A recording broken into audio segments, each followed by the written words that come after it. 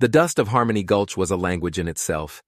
It spoke of long, dry summers and the slow grinding of progress against the unyielding stone of the frontier. It settled in a fine, ochre-red film on every windowsill, every hat brim, every hope that had been left out too long in the sun.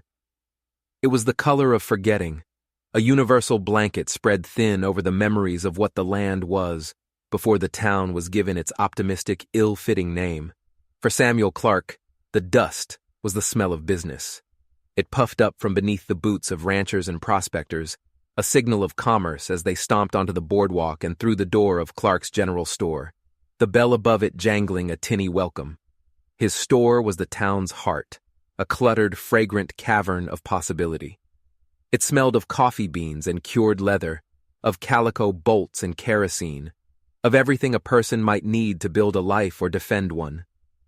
Samuel, a man built more for ledgers than for landscapes, navigated this world with a quiet, practiced anxiety. He knew the cost of a barrel of nails and the weight of a well-placed silence. He understood credit, collateral, and the delicate currency of reputation in a town where a man's word was his bond, and a misplaced glance could be a debt called due. Today, however, the familiar rhythm of his life was off. The source of the dissonance was small, no taller than the cracker barrel by the counter, but her gravity was immense. His daughter, Lily. At 5 years old, Lily saw the world not as a series of transactions and territories, but as a collection of simple, profound truths. A bird sang because it had a song. The sun was warm because that was its nature. And the little girl across the street was sad because she was alone. This was the unwavering focus of Lily's attention, a gaze as pure and persistent as a desert stream. From the shaded vantage of the store's broad front window, she watched. Across the baked dirt expanse of Main Street, a street that functioned as an invisible, unbreachable wall, sat another child. Her name, whispered among the townspeople with a mixture of pity and fear, was Ayanna. She was the granddaughter of the chief, Running Bear, a fact that draped her in an aura of dangerous importance. But Lily did not see a political symbol or the scion of a rival nation. She saw a girl her own age, with hair as black as a raven's wing, and eyes that held the vast, silent emptiness of the plains at twilight. Ayanna's mother had been taken by the winter fever, the same sickness that had claimed 2 of the town's own. But her grief was different. It was a grief performed in public, a silent vigil on the edge of a world that refused to see her. She sat on the ground, back straight against the rough-hewn wall of the blacksmith's forge, in a sliver of shade that would retreat as the sun climbed higher. She never moved, never spoke. She just was. A small, unmoving testament to a sorrow the town wanted desperately to ignore. And they did, with a studied, almost choreographed precision. Mrs. Gable, clutching her shopping basket, would emerge from the dressmaker's, her eyes fixed on the far end of the street as she made a wide, deliberate arc to avoid passing too closely. The Miller boys, usually a cyclone of boisterous energy, would quiet their roughhousing and cut a sharp angle, their gazes averted, as if the very sight of the girl was a contagion. It was a daily ritual, a collective shunning that was as much a part of the town's fabric as the Sunday sermon. Samuel felt it too, a low, thrumming unease in his gut. He was a good man, he believed. He was fair in his dealings, kind to his wife, and devoted to his daughter. But he was also a creature of his environment, and the environment of Harmony Gulch was steeped in a deep, unspoken fear. The Indian trouble was a thing of the past, they said. Treaties had been signed, lines had been drawn, but the fear remained, a phantom limb that ached when the wind blew from the direction of the reservation. They were a people of ghosts and grievances, the whispers said, and it was best to keep your distance. Lilybug, he said, his voice softer than he intended. He placed a hand on her small shoulder. Come away from the window now. Help your papa stack these tins. Lily didn't move. Her small hand came up and pressed against the glass, the pain fogging slightly with her breath. She's hungry, Papa. The statement was simple, a child's observation. But in the charged air of Harmony Gulch, it landed like a stone in a silent pool. Samuel's jaw tightened. "We don't know that," he said, a little too quickly. "Her people take care of her." "She looks hungry," Lily insisted, her voice unwavering. "Her face is sad hungry."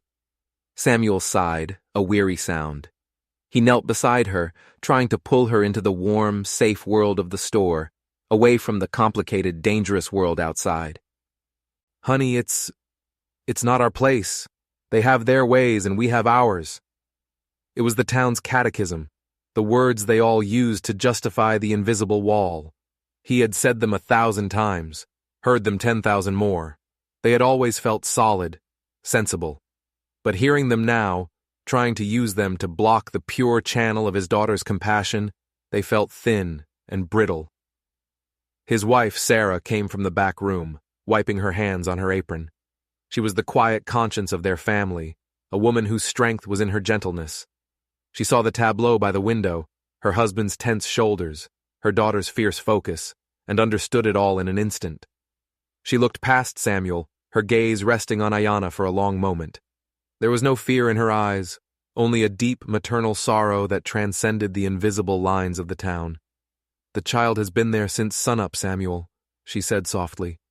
"She's lost her mother. Grief is a heavy burden for a soul so small."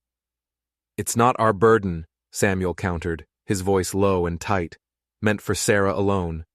He was acutely aware of the two prospectors lingering by the hardware counter, their ears surely tuned to this domestic drama.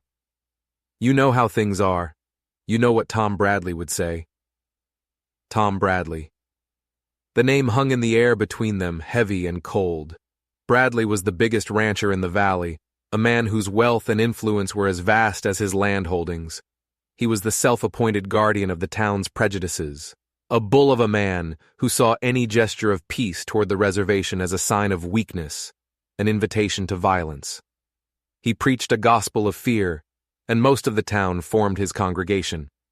To cross Tom Bradley was to risk not just his personal wrath, but a commercial quarantine that could bleed a business dry.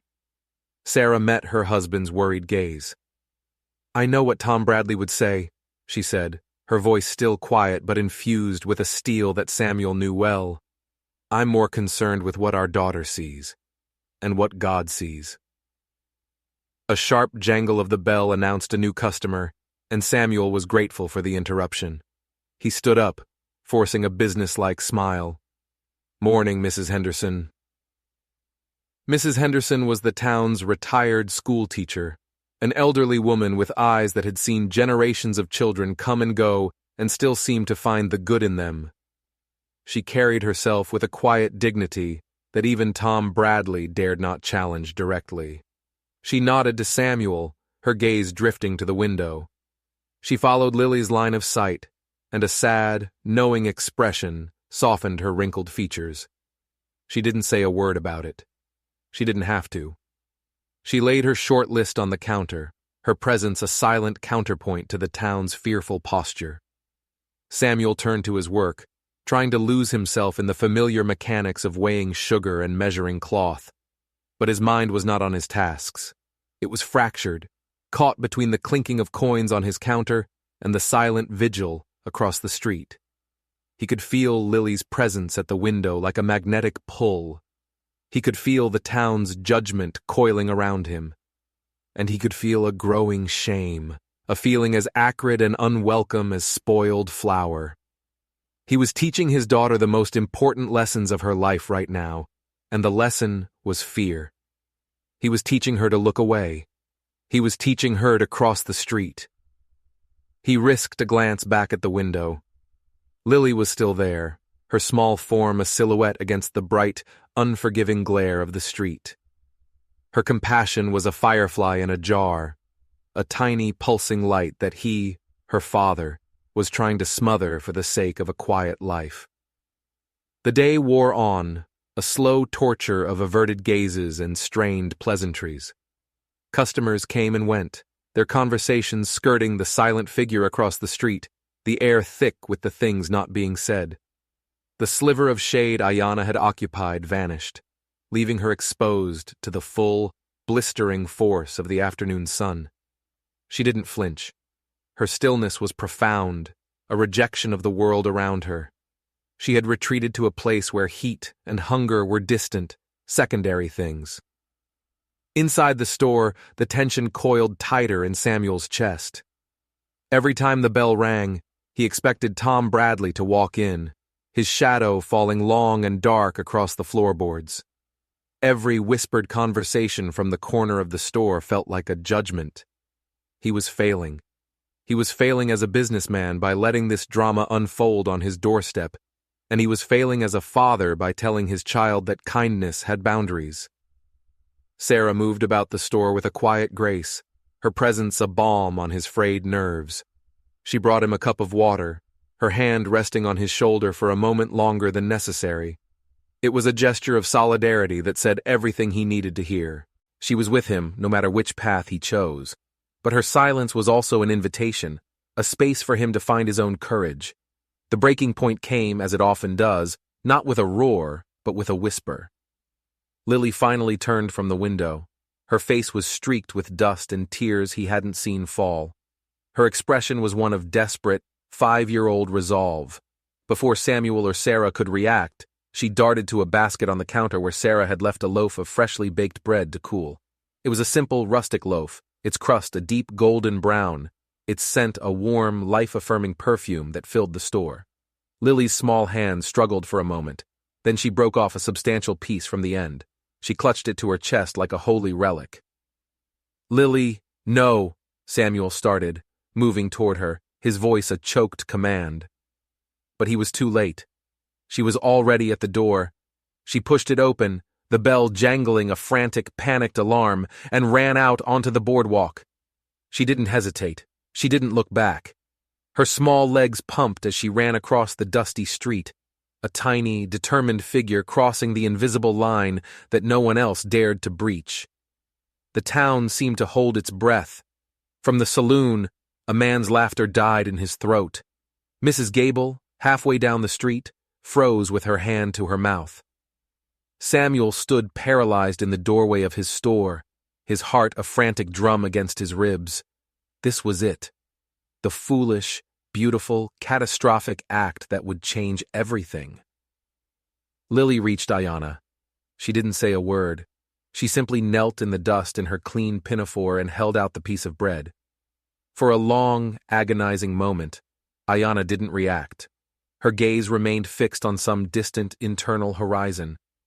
Her face was a mask of stoic grief. Lily waited, her arm outstretched, the offering held steady. The sun beat down on the two small figures, one light, one dark, a fragile island in the middle of Main Street. Then, slowly, as if moving a great weight, Ayana turned her head. Her dark eyes, fathomless and empty, fell on the piece of bread. Then they lifted and met Lily's. It was the first time anyone in town had seen her truly look at another person. Her gaze traveled from Lily's earnest, pleading face down to the offering, and something flickered deep within those desolate eyes. A spark of recognition, a connection to the living world. Her hand, thin and dusty, rose from her lap. It trembled slightly as she reached out and her fingers brushed against Lily's. Gently, she took the bread. She did not eat it. She simply held it in both hands, her head bowed over it as if in prayer. A collective sigh seemed to ripple through the town. It was not a sigh of relief, but of shock, of a broken taboo, of a future suddenly uncertain.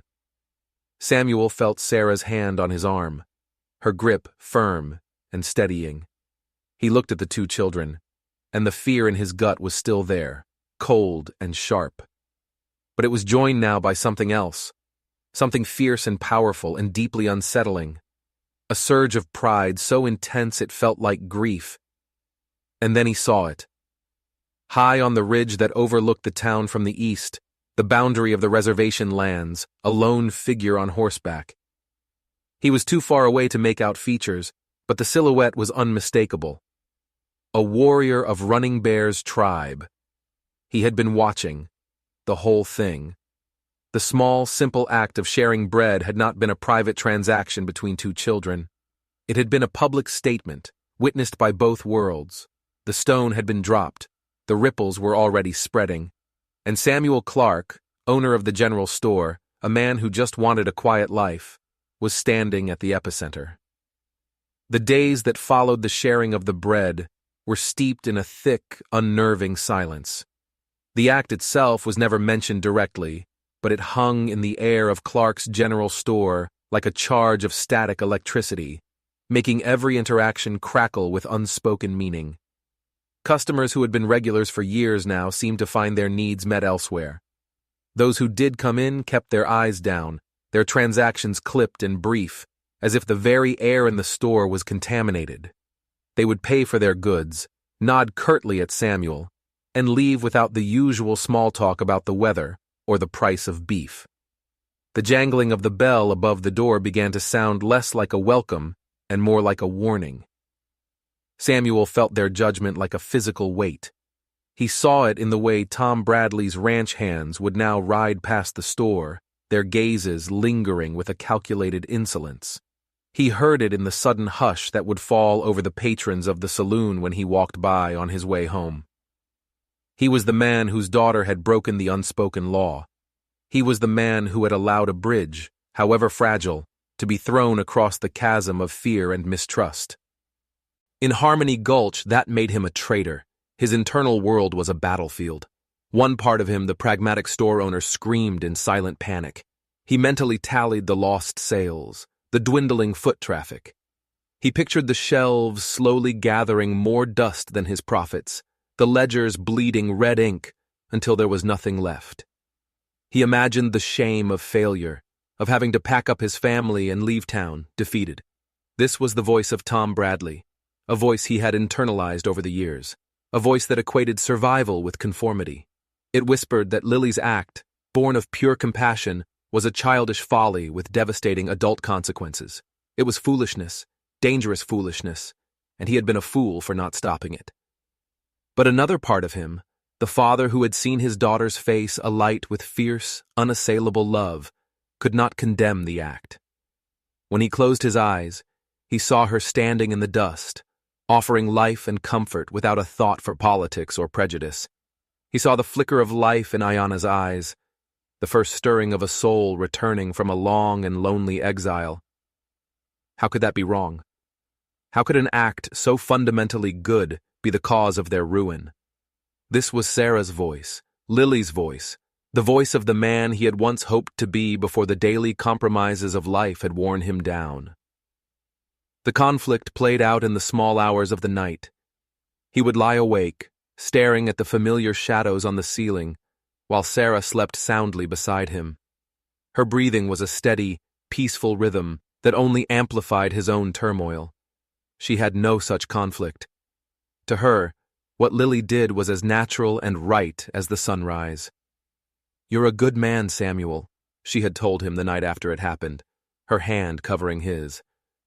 "Let your heart be as good as your daughter believes it is." The words were meant as comfort, but they felt like a challenge. Lily herself remained untouched by the town's silent condemnation. She was 5. Her world was small and her truths were absolute. Kindness was good.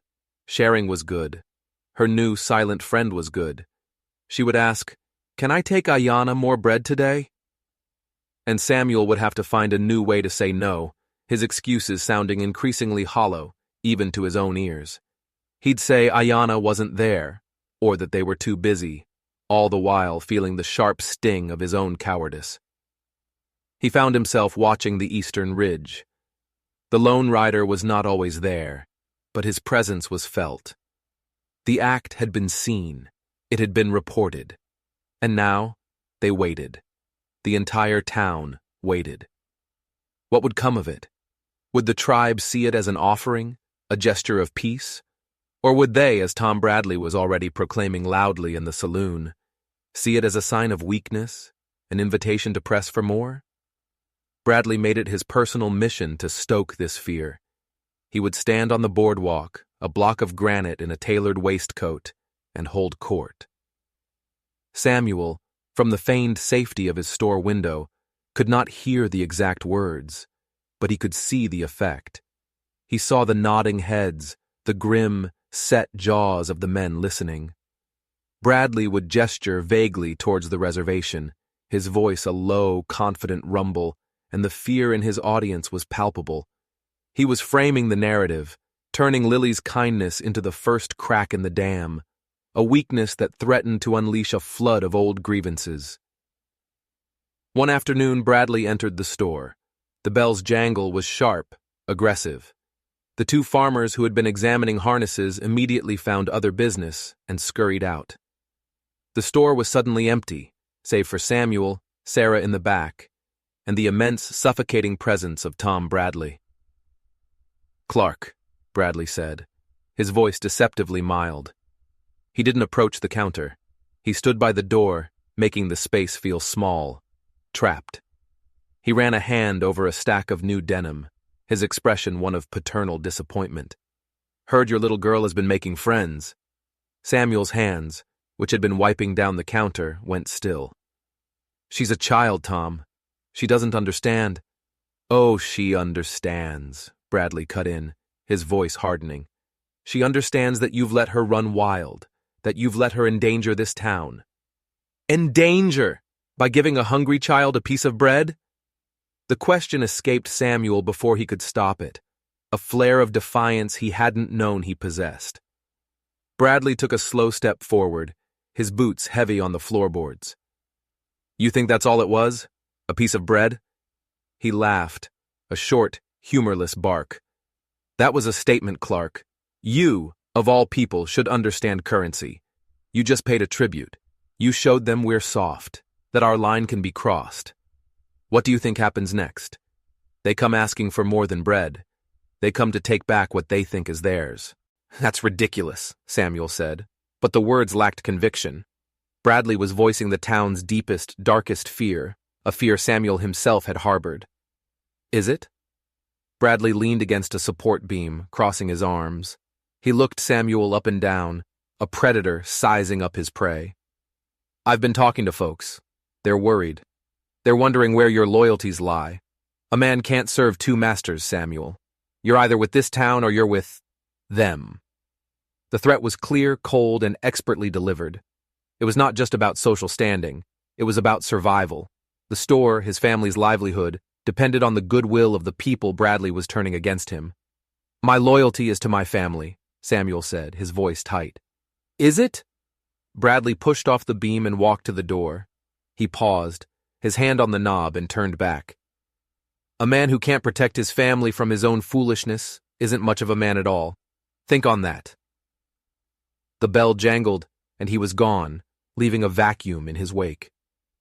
Samuel let out a breath he hadn't realized he was holding. He felt sick. Bradley hadn't just threatened him.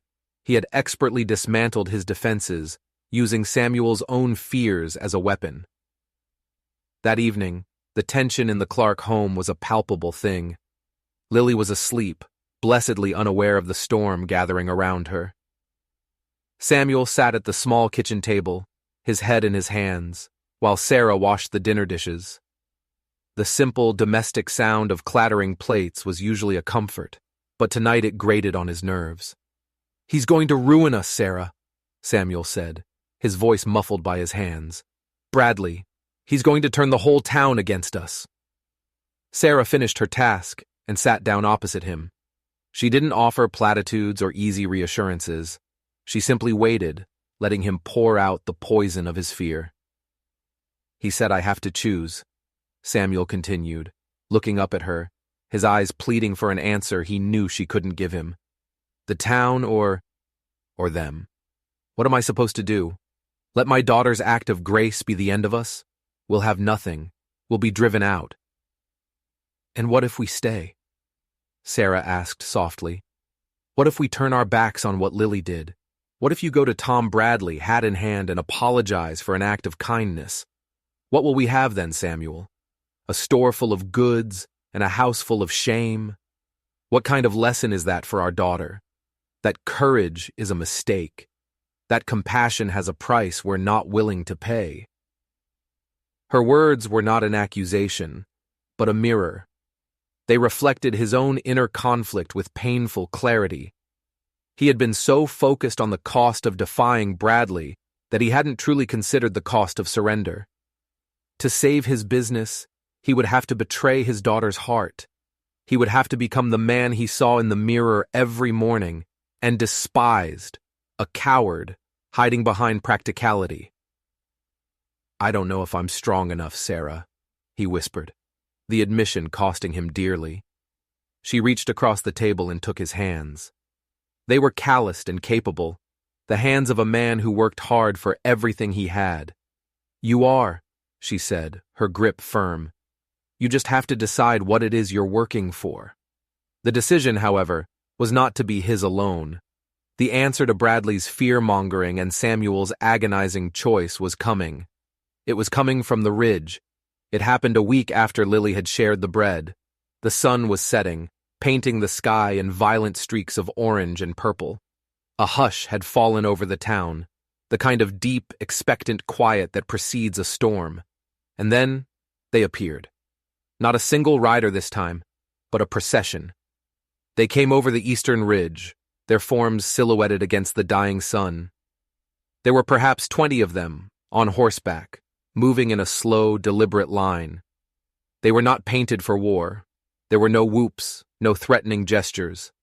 They moved with a solemn gravity, a river of silent purpose flowing down from the hills and into the valley. At their head rode Chief Running Bear. Even from a distance, his presence was commanding. He sat astride his horse with an unnatural stillness, a figure of immense, sorrowful dignity, and beside him, on a small pony of her own, rode Ayanna. The town froze. Doors that had been open were quietly shut. Faces appeared in windows, pale and anxious. The rhythm of Harmony Gulch ceased to exist. There was only the steady, inexorable sound of hoofbeats on the dry earth, growing closer and closer. They did not fan out. They did not circle the town. They proceeded directly down the center of Main Street, the street that was the invisible wall, and in doing so, they erased it. They rode past the saloon, past the blacksmith, past the dressmaker. Their destination was clear. They stopped in front of Clark's General Store. Samuel was standing on the boardwalk, a place he had been drawn to by some instinct he didn't understand. Sarah was just inside the door, her hand on Lily's shoulder. The whole town was watching. This was it, the consequence, the reckoning. His heart hammered against his ribs, a frantic prisoner. Chief Running Bear dismounted. He was taller than Samuel had imagined, his face a mask of deep lines and profound grief, but his eyes were clear and intelligent. They held no malice. They held an ancient sadness. He helped Ayanna from her pony. The girl's eyes immediately found Lily, who was peering around her mother's skirt. The tribal elders dismounted behind their chief, their faces as impassive as carved wood. One of them carried an object wrapped in soft, tanned buckskin. Running Bear took a step forward, his gaze fixed on Samuel. The silence was absolute, broken only by the nervous shuffle of a horse's hoof. And into that silence, a new voice boomed, shattering the fragile tension. "Well, well, look what we have here." Tom Bradley strode out from between the saloon and the land office, a half-dozen of his ranch hands fanning out behind him. They were not overtly armed, but their posture was one of aggression, their hands hovering near the pistols on their hips. Bradley stopped 20 feet from the chief, planting his feet wide. He ignored Samuel completely, addressing the town, his voice dripping with vindicated paranoia. "See? I told you. You show them weakness, and they come to collect. What is it you want, Running Bear? Not satisfied with the bread? You here for the whole damn store?" The moment of potential peace, so fragile and so new, curdled. Bradley, with a few choice words, had ripped it open and poured poison into the wound. He had taken a solemn procession and reframed it as an invasion. He had turned a gesture of thanks into a shakedown. The fear that had been held at bay by awe now surged through the watching townspeople. They saw not a grieving grandfather, but an encroaching enemy. They saw not a delegation, but a war party. Running Bear's gaze shifted to Bradley. It was a look of immense, weary contempt. He did not raise his voice. When he spoke, the words were low and resonant, carrying in the still air. "We do not come to take. We come to honor a gift." He gestured to the elder, who stepped forward and began to unwrap the buckskin bundle. "A gift?" Bradley laughed, a harsh, ugly sound. "We know what your gifts are. Empty promises, stolen land." He took a step toward Samuel, finally acknowledging him, but as an object of scorn. He pointed a thick finger at him. "And you invited this, with your weakness, your sentiment. Now look, you've brought them to our doorstep. Are you proud of yourself, Clark?" Samuel stood frozen between two immense forces. In front of him, the stoic dignity of a people who had come in peace. Behind him, the rising tide of fear and hatred embodied by Tom Bradley. The townspeople, his neighbors, his customers, were a silent jury, their faces pale and uncertain in the twilight. They were looking to him for a cue. How he reacted now would determine everything. The elder finished unwrapping the bundle. He held up a shield. It was beautiful and terrible, a circle of hardened buffalo hide stretched over a wooden frame. It was adorned with eagle feathers that trembled in the slight breeze, and painted with symbols that spoke of sky and earth, of life and death. It was a war shield, an object of immense spiritual and historical power. Running Bear looked at Samuel, his eyes cutting through the noise and the fear. "The heart of a child knows no borders. Your daughter fed my granddaughter. She woke her spirit from a dark sleep. This is a thing of great power. It protected my father and his father before him in times of war. We no longer have need of it for war." He paused, his gaze sweeping over Bradley and then back to Samuel. "Today, we make it new. It is now a shield of peace, a guardian of the bond between our children, a protector of the house that showed kindness." He held his hand out, offering the shield to Samuel. The air crackled. This was the moment of truth. To accept the shield was to publicly and irrevocably align himself with the tribe, to accept their protection and their friendship. It was to slap Tom Bradley in the face in front of the entire town. It was to commit commercial suicide, to refuse it. To refuse it was to bow to Bradley, to validate his fear-mongering, to tell his daughter, his wife, and the entire world that his principles were for sale. It was the safe choice, the profitable choice, the coward's choice. "Don't you dare touch it, Clark," Bradley snarled, his voice low and venomous. "You take that thing, and you are finished in this town. I will personally see to it that not one person sets foot in your store again. You and your family will be pariahs. I will ruin you." The ultimatum hung in the air, stark and brutal. Ruin or righteousness, profit or principle. Samuel's world narrowed to the space between Bradley's hateful glare and the chief's solemn offering. He could feel the eyes of the town on him, pressing down, demanding a choice. He could feel Sarah's silent strength from the doorway, a current of courage flowing toward him. His gaze flickered. He saw the fearful faces of his neighbors, people he'd known for years, now twisted by a hatred he'd allowed to fester. He saw the cold, triumphant certainty in Bradley's eyes, the look of a man who believed he had already won. He saw the profound, weary dignity on the face of Chief Running Bear, a man who had traveled here to honor a simple piece of bread, only to be met with this ugly display. And then he looked past them all, to the doorway of his store. Lily had stepped out from behind her mother. She wasn't looking at the warriors, or the shield, or the angry man yelling. She was looking only at him, her father. Her face held no fear. It held no understanding of the complex, dangerous politics playing out in the dust. It held only a simple, absolute 5-year-old faith. It was the same look she gave him when she was sure he could fix a broken doll or banish a nightmare. It was a look of pure, uncorrupted trust. In her eyes, he was not a failing store owner or a man caught between impossible choices. He was Papa. He was the man who could do the right thing, and in that instant, the world fell away. The fear, the ledgers, the whispers, the threats, They all burned away like mist in the face of that perfect, simple trust. The conflict that had raged inside him for days was over. The choice was not a choice at all. There was only one path he could take and still be able to meet his daughter's eyes. He took a breath, the first clean, full breath he'd taken in a week.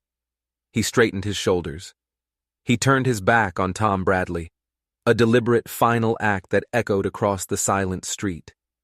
He walked forward, his steps steady on the dusty ground, closing the space between himself and Chief Running Bear. He stopped before the chief. He looked at the shield, at the history and power humming within it. Then he looked at the chief's eyes, and for the first time, saw not a representative of another people, but another man, a grandfather who loved his grandchild. He reached out his hands, the same hands that tallied figures and stacked tins, and he accepted the shield. It was heavier than he expected, solid and real. It felt like an anchor in a storm. Holding the shield, he turned to face the town. He faced his neighbors. He faced his ruin. "My daughter," he began, his voice shaking only for a moment before it found its strength. It was not the voice of a merchant, but of a father. "My daughter did not see an enemy. She saw a child who was hurting. She did not perform a political act. She performed a human one." He held the shield up higher, the eagle feathers fluttering.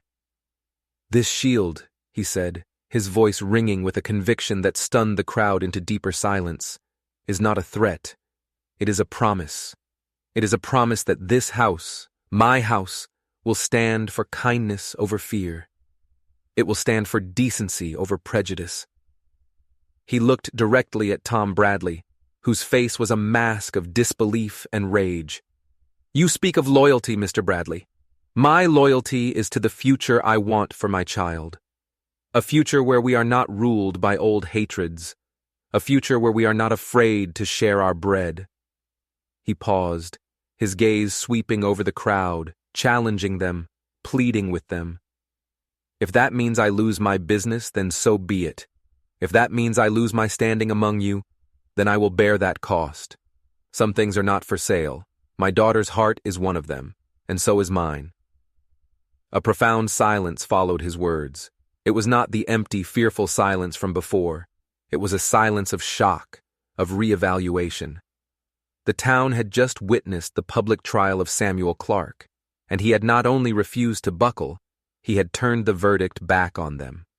He had chosen principle over profit, connection over division, love over fear. The spell of Bradley's authority was broken. The first crack appeared not as a shout, but as a quiet, reedy voice. "Well said, Samuel." All heads turned. Mrs. Henderson, the elderly school teacher, had stepped off the boardwalk. She walked slowly, her back straight, until she was standing a few feet from Samuel's side. She looked at the shield, then at him, and gave a small, firm nod of approval. Her presence was a powerful statement. She was the town's conscience, long dormant, now awake. Her act of courage was a spark. Another man, a farmer who Samuel knew had been swayed by Bradley's rhetoric, cleared his throat and took a hesitant step forward. Then another. The Miller family, whose boys had so carefully avoided Ayanna, now stood together, their expressions softened with a dawning shame and admiration. It was not a flood, but a trickle. A few brave souls stepping out from the crowd, away from the shadow of Tom Bradley, and toward the small circle of light cast by Samuel Clark and his shield.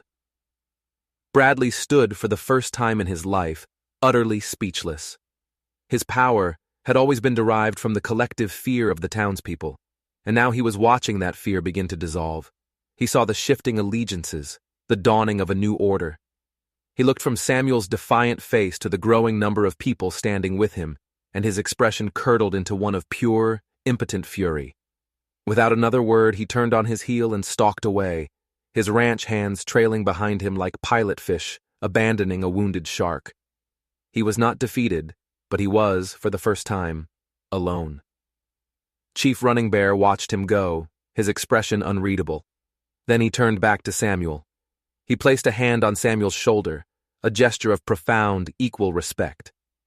He looked toward the doorway where Lily and Ayanna were now standing side by side, their small hands tentatively linked. "You are a strong man, Samuel Clark," the chief said, his voice low and for Samuel's ears only. "Stronger than your fear." Samuel looked at the shield in his hands, then at his daughter. The cost was yet to be counted, but for the first time in a long time, he felt rich. The days that followed were not magically healed.